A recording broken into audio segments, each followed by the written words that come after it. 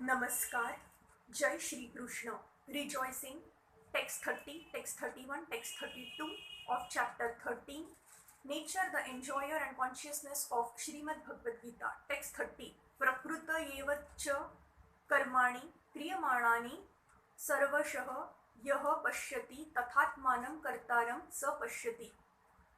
One who can see that all activities are performed by the body, which is created of material nature, and sees that the self does nothing, actually sees. This body is made by material nature under the direction of the super soul, and whatever activities are going on in respect to one's body are not his doing.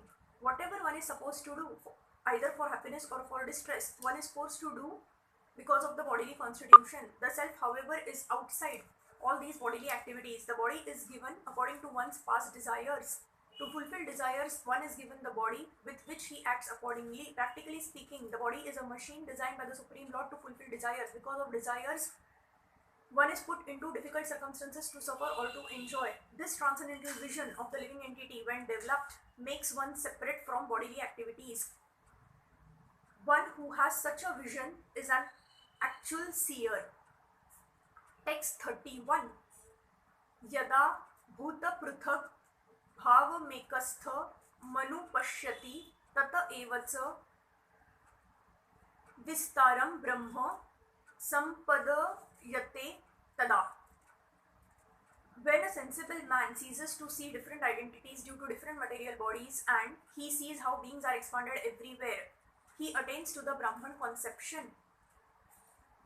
When one can see that the various bodies of living entities arise due to the different desires of the individual soul and do not actually belong to the soul itself, one actually sees. In the material conception of life, we find someone a demigod, someone a human being, a dog, a cat, etc. This is material vision, not actual vision.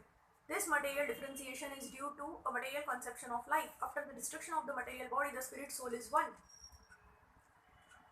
The spirit soul, due to contact with material body, gets different types of bodies.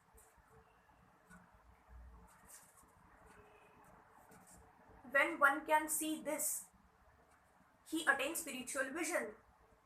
Thus, being freed from differentiations like man, animal, big, low, etc., one becomes purified in his consciousness and able to develop Krishna's consciousness in his spiritual identity. How he then sees things will be explained in the next verse. Text 32.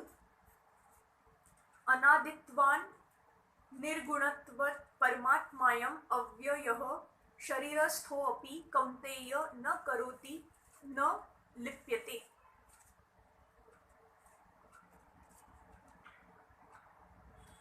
Those with vision of eternity can see that the imperishable soul is transcendental, eternal, and beyond the modes of nature.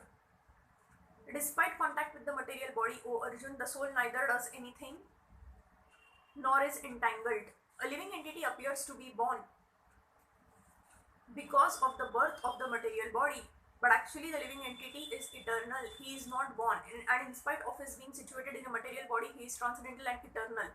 Thus he cannot be destroyed. By nature, he is full of bliss.